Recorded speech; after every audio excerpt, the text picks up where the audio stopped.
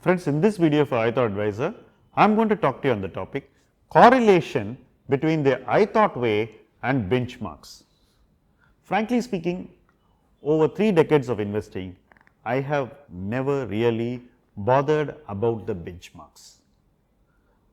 My primary focus as an investor was always to invest in parts of the market which were attractively valued, which had a reasonable upside and which had a limited downside.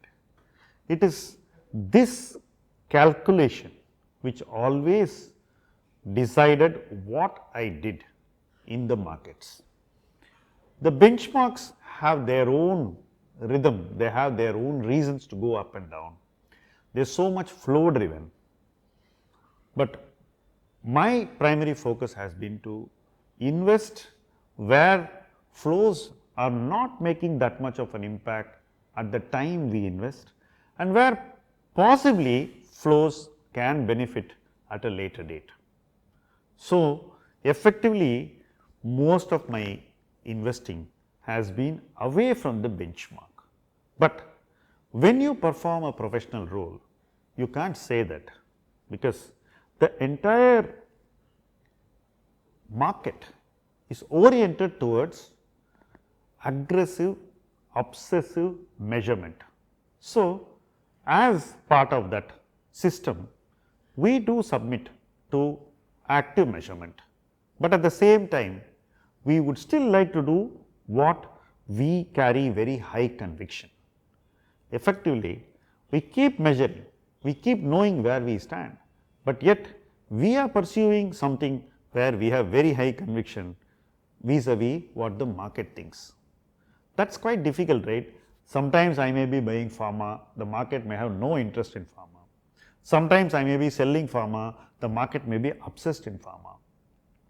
Sometimes we may not buy private financials, read banks at all, the markets may be driven completely by private financials. Most benchmarks which we use, whether it is the Nifty 50 or NSE 500, carry influences which barely find representation in our portfolios, whether in the advisory or in the PMS, in any place our portfolios are carrying bare representation of these key drivers of the benchmarks, and that has been the case most of the time. But yet we still submit ourselves to measurement because the investor wants a yardstick, he deserves a yardstick and he wants to know he is doing as well as something else. But if you want to do better than that, because that is the aspiration of all of us, right? Everybody wants to beat a benchmark. To beat a benchmark, you need to be different.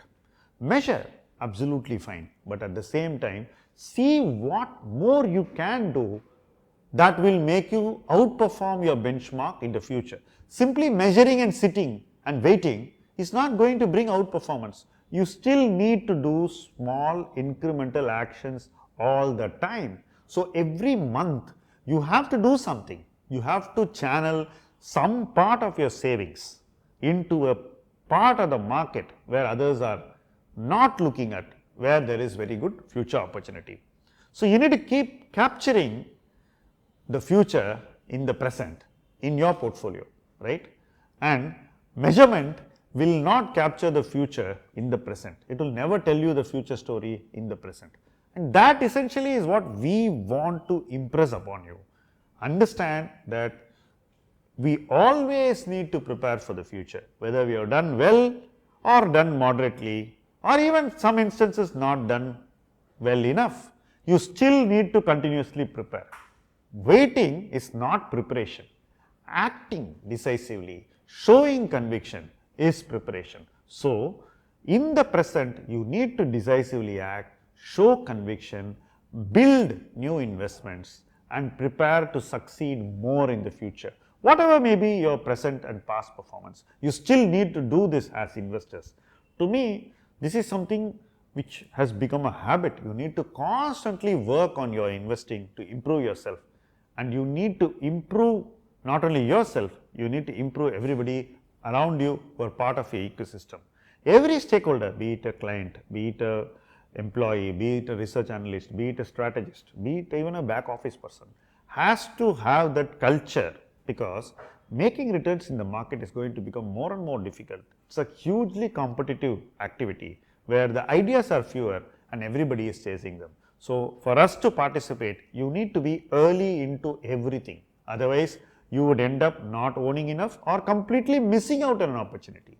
So, preparation, preemption and conviction applied at the right time are three things which will always make you stay ahead of the benchmarks. If you want to beat the benchmarks, beat others in investing in what will decide benchmark performance tomorrow.